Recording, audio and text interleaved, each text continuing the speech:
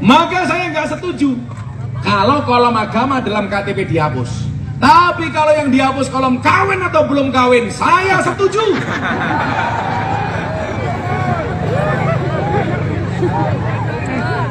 Setuju ibu-ibu?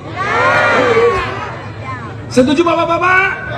Setuju, codot. Gus Miftah istrinya berapa, Bu? Loro matamu, 1. 2. Sorry, saya sama Pak Nanan Malikota itu sama-sama tipe cowok setia. Karena saya punya prinsip, lelaki yang hebat bukan lelaki yang mencintai banyak wanita, tetapi mencintai satu wanita dengan banyak cara. Jadi kalau saya dikasih kopi yang panas dan langsung saya minum. Kenapa panas harus langsung diminum, Pak Wali? Jangan pernah kamu sesali kopimu dingin. Kenapa? Karena ketika hangat tidak pernah kau hargai. Ini yang senangannya dia berhoak, haram masuk surga. Mumpung ini mau Salatullah salamullah ala toha rasulillah. Salatullah salamullah ala yasin habibillah. Ala yasin habibillah. Tawasalna wabil hadi rasulillah wa kulli mujahidilillah.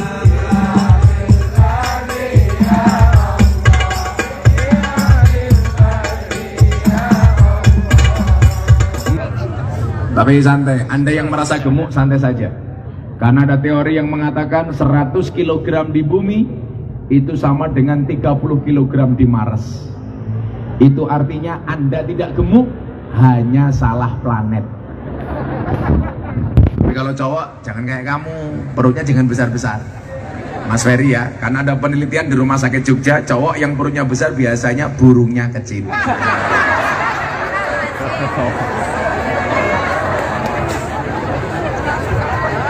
Oh ini tak yang gede, jangan dikit-dikit ya Mas.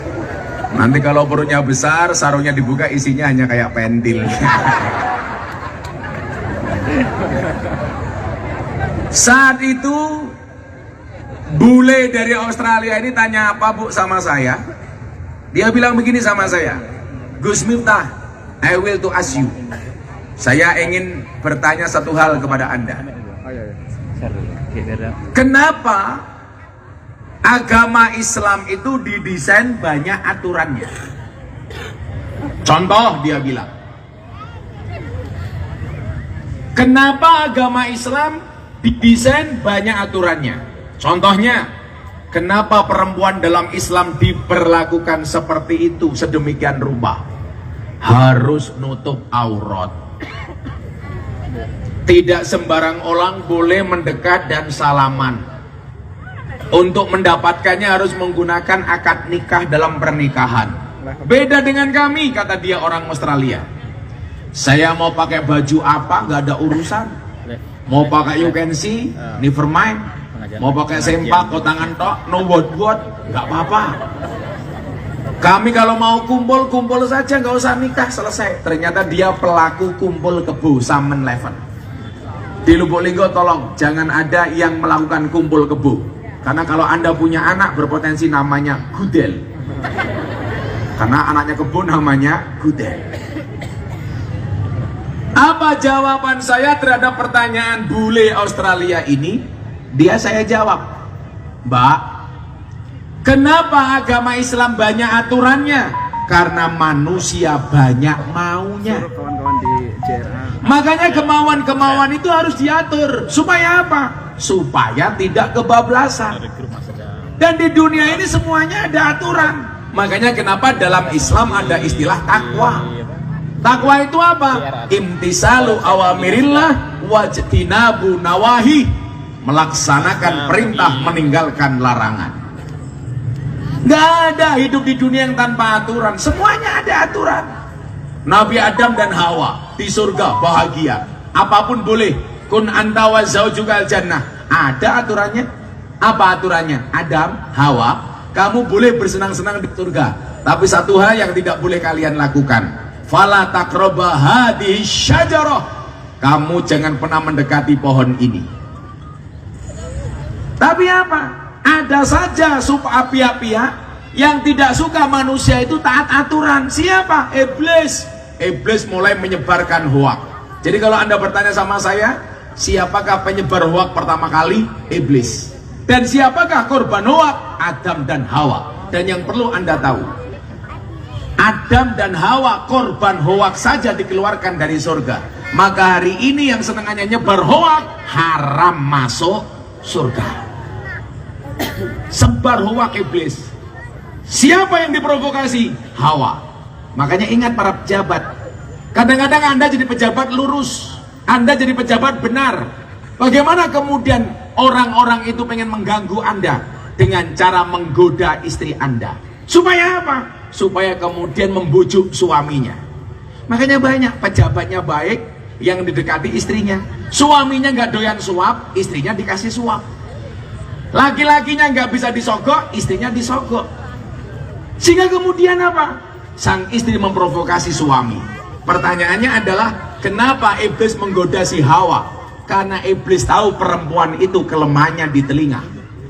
Perempuan kelemahannya di telinga, laki-laki kelemahannya di mata. Makanya laki-laki itu kurang ajar, Bu. Di jalan lihat cewek cantik dia akan teriak, wow. Pulang lihat istrinya di rumah, weh. Itu kalau suami di Jogja. Kalau di Lubuk Linggau, insya Allah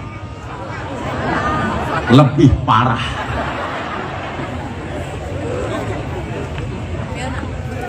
Akhirnya apa? Iblis menggoda Hawa supaya melanggar aturan. Hawa, kamu tahu nggak kenapa pohon ini dilarang didekati? Karena buah dari pohon ini yang paling enak di surga. Hawa terprovokasi, nangis-nangis di hadapan suami. Laki-laki kelemahannya di mata. Melihat istrinya menangis, nggak tahan. Karena pada dasarnya perempuan itu kelemahannya satu, banyak mengingat. Laki-laki kelemahannya satu, terlalu cepat melupakan. Makanya laki-laki jangan pernah punya salah sama istri.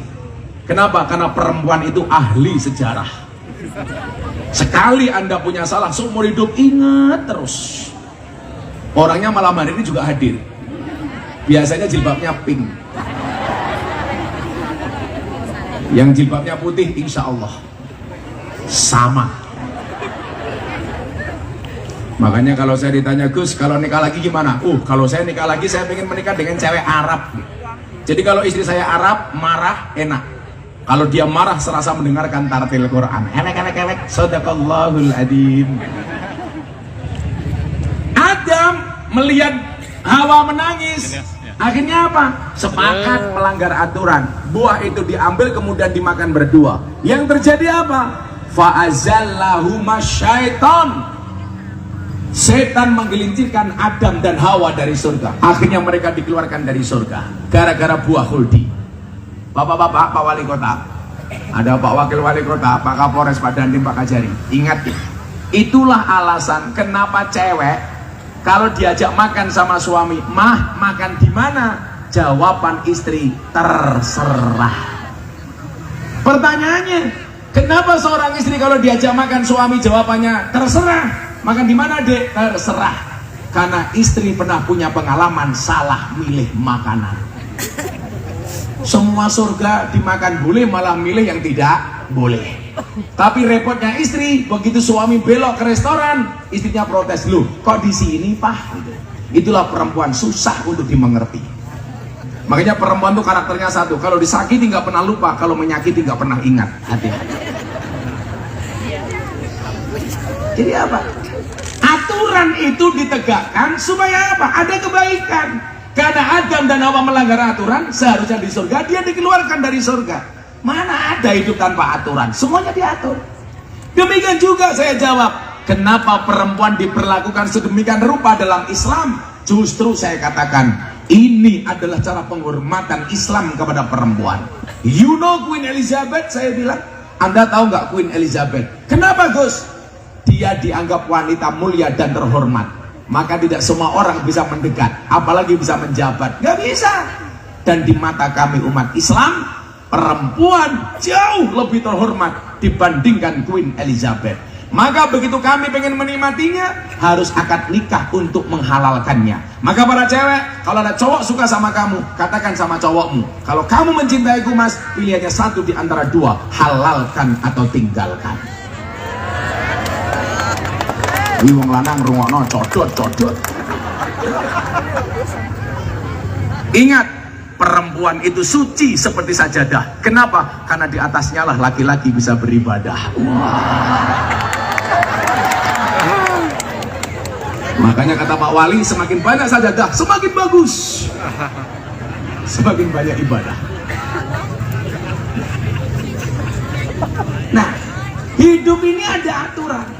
Nah, supaya kita mampu menegakkan aturan, bagaimana caranya? Berpasrah kepada Dia yang membuat aturan. Siapa? Allah. Aturannya apa? Kita beragama, takwa. Takwa itu apa? Laksanakan perintah, tinggalkan larangan. Selama ada perintah Anda laksanakan, ada larangan Anda tinggalkan, selamat. Supaya mampu berpasrah kepada Dia yang maha mampu. Makanya tadi saya bilang, manusia mampu bukan karena dia mampu, tapi karena dimampukan oleh Allah yang maha mampu. Ibu, kalau memang manusia itu mampu, seharusnya dokter itu badannya paling sehat, Bu. Kenapa? Karena dokter pekerjaannya menyehatkan orang lain. Tapi faktanya dokter juga sakit. Berarti dokter nggak bisa apa-apa, kecuali dibisakan oleh Allah yang maha bisa. Saya punya teman di Jogja, dokter spesialis THT, telinga, hidung, tenggorokan. Orangnya malah budek. Makanya saya guyon sama teman-teman dokter. Dokter itu pinter apa goblok? Oh, goblok. Buktinya apa? Setiap orang datang ditanya, kan goblok.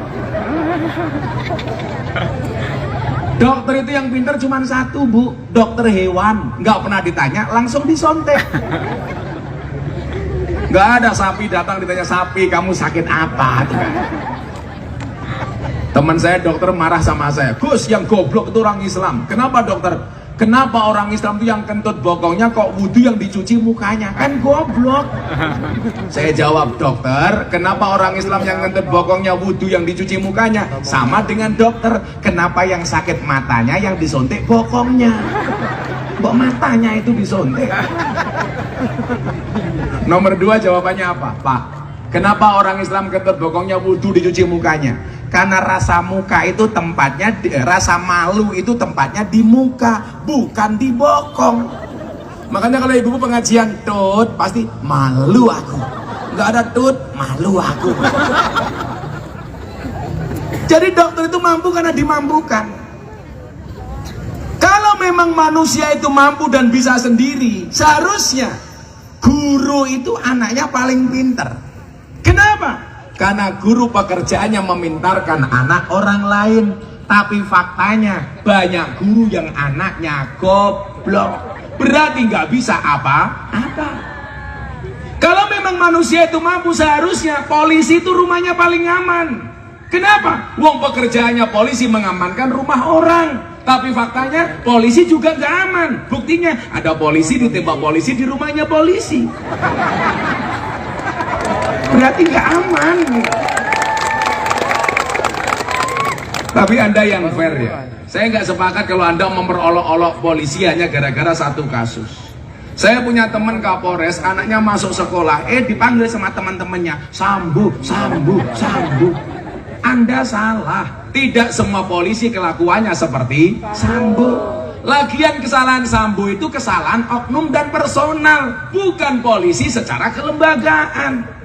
Bagaimanapun polisi itu penting. Coba Anda bayangkan, kota Lubuk Linggau sebulan penuh tanpa polisi. Apa yang terjadi? Banyak barang hilang, banyak perawan hilang. Siapa yang mengambil? Kamu.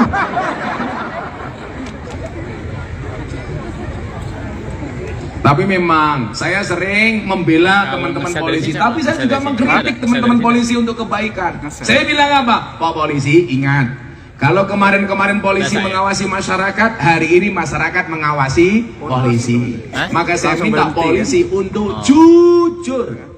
Polisi jujur saja sekarang masyarakat belum tentu percaya, apalagi kalau polisi bohong. Maka saya minta kawan-kawan saya polisi untuk jujur. Ingat, jujur itu ada dua, jujur ayam dan jujur kacang hijau.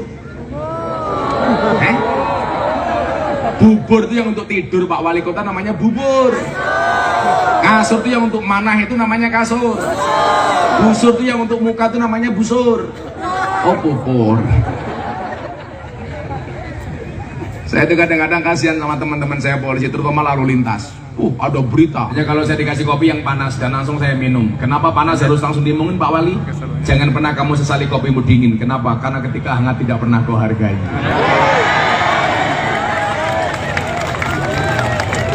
Kenapa Gus Miftah kalau ngaji harus minum kopi? Karena hidup butuh inspirasi, bukan halusinasi. Shallu ala Nabi Muhammad. Kemarin ditanya, Gus, bagaimana pendapat Gus Miftah tentang lagu Joko Tingkir? Nggak ada apa-apa, bagus. Apakah itu menghina Joko Tingkir? Enggak. Menghinanya di mana? Lah itu Joko Tingkir minum dawet loh. Justru bener. Zaman Sunan Kalijogo, zaman Joko Tingkir itu adanya cuma degan, kopi dan dawet. Yang salah itu kalau Joko Tingkir minum boba. Lah itu salah. Karena zaman Joko Tingkir belum ada boba. Goblok kamu. Apalagi Joko Tingkir ngombe ciu. Lah itu salah. Itu namanya menghina Joko Tingkir. Kalau Joko Tingkir minum dawet ya memang adanya cuma dawet. Kalau saya di sini Joko Tingkir, Gus Miftah ngombe kopi dingin, memang nggak ada yang panas. Ya, selawatan yuk. Salatullah salamullah ala toha rasulillah. Salatullah salamullah ala yasin habibillah. Ala yasin habibillah. Tawasana wabil hadi rasulillah wa kulli mujahidi lillah.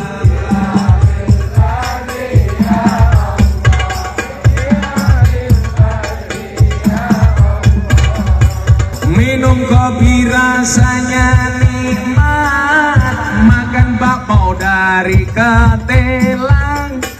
Mari ngaji dan bersolawat dari Lingga untuk Indonesia. Dari Lingga untuk Indonesia. Salatullah salamullah ala toha rasulillah. Salatullah salamullah ala yasin habibillah.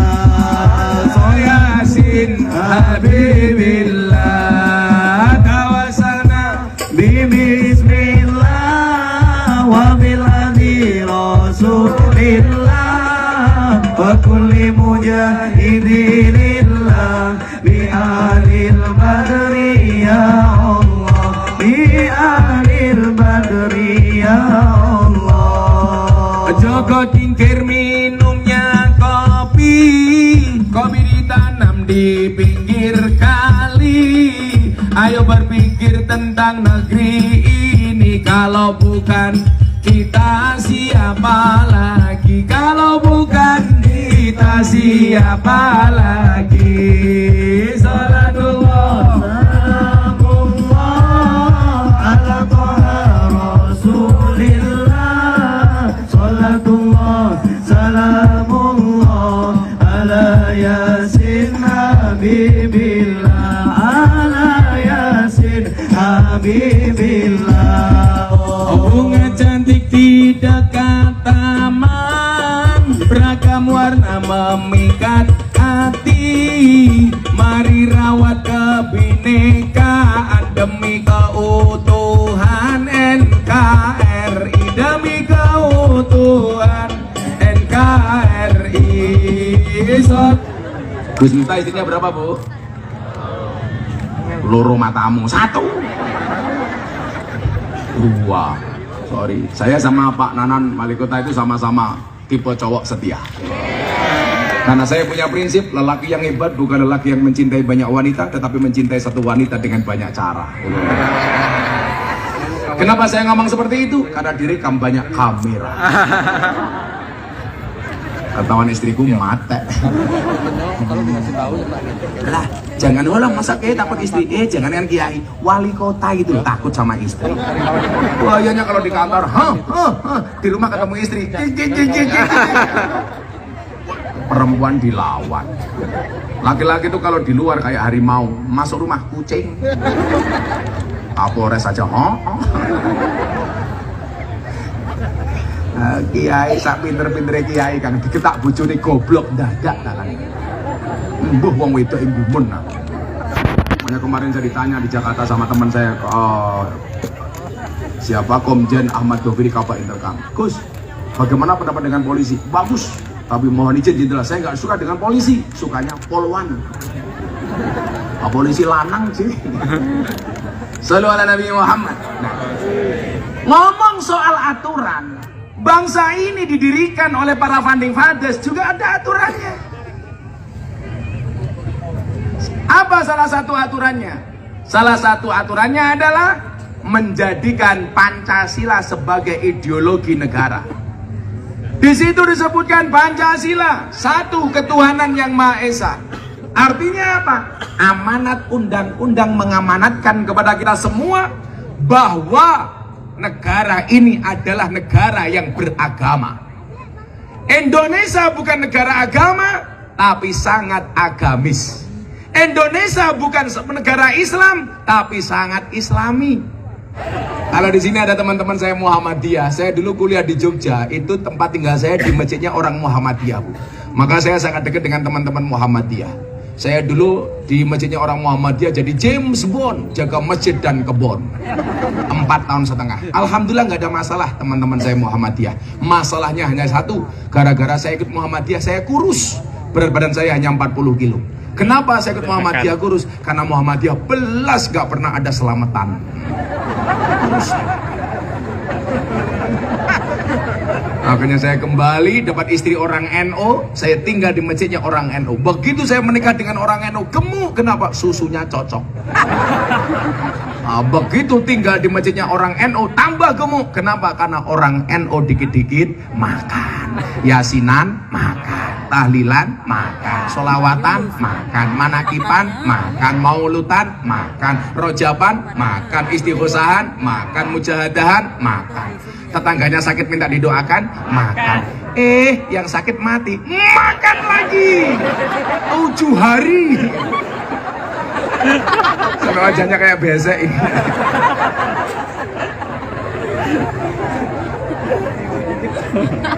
Sallu ala Nabi Muhammad. Nah, saat itu Deddy Corbuzier tanya sama saya begini, apa pandangan Gus Miftah terhadap agama dan Pancasila? Ini perlu saya sampaikan, kenapa Bapak Ibu? Saya 10 Juni diundang oleh Himpunan Pengusaha Muda Indonesia untuk berbicara Indonesia Emas di hadapan Presiden tanggal 10 Juni. Waktu itu saya berbicara tentang ekonomi berkah. Dan kemarin tanggal 11 Oktober saya kembali diundang Presiden di acara Investor Daily Summit 2022. Bagaimana kemudian investasi di Indonesia bisa bagus. Lah, saya diminta untuk memberikan tausiah. Ganti wong, cie, kamu nggak kuat mental ya diganti. Kok tambah kecil? Allah. Insya Allah saya besok masuk surga dikawal oleh Banser dan Pagar Nusa. Amin. Karena Banser tugasnya survei lokasi. Jadi sebelum kiai masuk surga, surganya disurvei oleh Banser. Surganya siap, kiainya masuk, Bansernya keluar lagi. Sallu ala Nabi Muhammad. Nah, saya bilang salah satu cara supaya orang-orang luar yang punya uang itu percaya dengan negara kita, mau menginvestasikan uangnya, adalah dengan menjaga kondusivitas bangsa ini. Salah satu cara menjaga kondusivitas itu apa? Satu, dengan hidup yang rukun dan akur. Maka kemudian Nabi Muhammad pernah mengatakan, la tadkhuluna jannata hatta tu'minu wa la tu'minuna hatta tahabbu.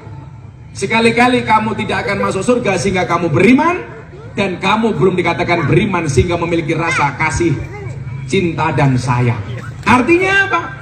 Kalau pengen rahmatnya Allah ini turun, warga kota Lubuk Linggo itu harus jadi umat yang rukun, yang akun. Nah, kemudian apa? Salah satu yang menjembatani kita tidak rukun itu apa masalahnya?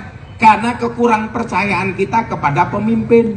Makanya pernah saya sampaikan, pintu masuk radikalisme itu adalah kebencian kepada pemimpin yang berlebih. Karena kalau sudah benci kepada pemimpin, otomatis tidak mengakui produk-produk kebijakannya. Nah, salah satunya kenapa tidak percaya dengan kepemimpin? Karena merasa kepemimpinannya kurang adil. Yang terjadi kemudian apa? Tidak bisa rukun, karena iri, karena beda agama, karena beda suku, ras, dan lain sebagainya. Makanya ini saya sampaikan aturannya seperti ini.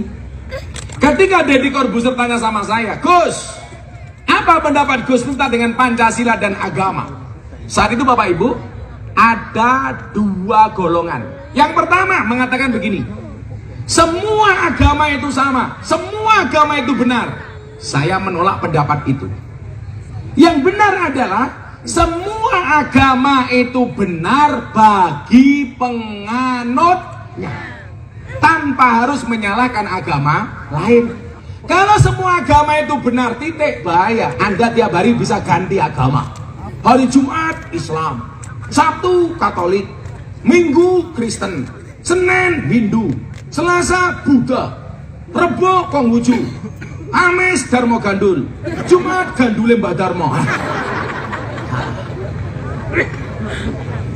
Makanya semua agama itu benar bagi penganutnya. Nah, menjadi ramai kemudian kalau Anda lihat beberapa waktu yang lalu pengajian Gus Miftah dengan Farel Prayoga yang nyanyi lagu Ojo Dibanding Banding. Saya pengajian di Kabupaten Banyuwangi dengan puluhan ribu orang, Farel datang sebagai bintang tamu. Saya tanya, Farel bisa sholawat? Bisa Gus. Nah, sholawat. Saya tanya, Farel, kamu bisa ngaji apa enggak? Nah, dia bisik-bisik telinga saya, enggak bisa. Duh, kenapa enggak bisa? Kan kamu udah 12 tahun harusnya belajar ngaji. Nah, untuk nyelingi itu dia nyanyi lagu Ojo Dibanding-Banding. Setelah dia nyanyi, panitia datang. Gus, mohon maaf, Farel Prayoga non-Islam. Karena saya sudah kadung bertanya, kamu bisa ngaji apa enggak? Saya merasa bersalah. Masa orang non-Islam saya tanya bisa ngaji apa? Enggak. Akhirnya, Farel, saya minta maaf. Kemudian dia saya tanya, nah agamamu apa? Dia jawab, privasi. Oke, kalau memang kamu menganggap agama itu privasi, saya cuma minta satu hal sama kamu. Apapun agamamu, tolong jadi hamba Tuhan yang taat. Kalau kamu Kristen, silakan ke gereja. Kalau kamu Islam, silakan ke masjid. Kalau kamu Hindu, silakan ke pura. Kalau kamu Buddha, silakan ke wihara. Fair kan? Gak ada masalah, Bu, betul? Karena bagi saya apa? Saya menghormati dia. Nah, berita 2 hari kemudian muncul di media sosial dan media televisi. Gus Miftah intervensi agama Farel. Saya langsung ngelus dadanya istri saya. Ya Allah.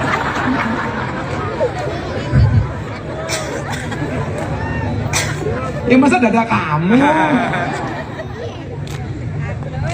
Dari mana saya mengintervensi agamanya Farel?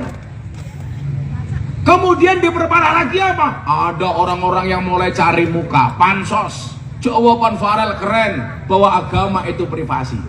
Pak Wali Kota, saya ingat zaman Menteri Dalam Negeri Cahyo Kumolo itu ada satu ormas yang demo ke Mendagri minta supaya apa?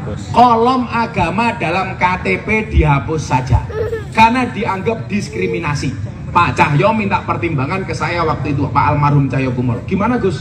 Ada orang-orang yang minta kolom agama dalam KTP dihapus.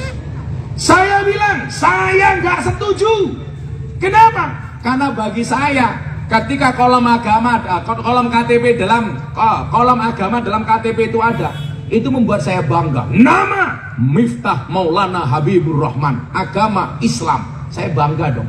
Makanya malam hari ini yang KTP-nya Islam saya doakan masuk surga. KTP-nya. Enak amat. Saya nggak setuju. Maka saya bilang, bagi orang yang mengatakan agama itu privasi, monggo. Tapi bagi saya Miftah, agama itu bukan privasi. Kenapa? Huwallazi arsala rasulahu bil huda wa dinil haq liyudhhirahu 'ala dini kullih. Saya harus deklarkan, saya Islam. Sehingga kemudian nyuwun sewu, kok di depan rumah sakit Arbunda itu Gus Miftah kecelakaan. Kok saya mati umpamanya. Maka Anda mau ngurusi jenazah saya secara Islam atau Kristen, tinggal lihat KTP-nya. Coba Anda bayangkan, kalau Anda belum kenal saya mati KTP-nya nggak ada kolom agama. Saya mau diurusi dengan cara apa? Maka saya nggak setuju kalau kolom agama dalam KTP dihapus. Tapi kalau yang dihapus kolom kawin atau belum kawin, saya setuju.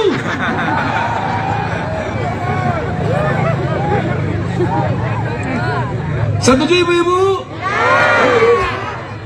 Setuju bapak-bapak? Setuju, codot.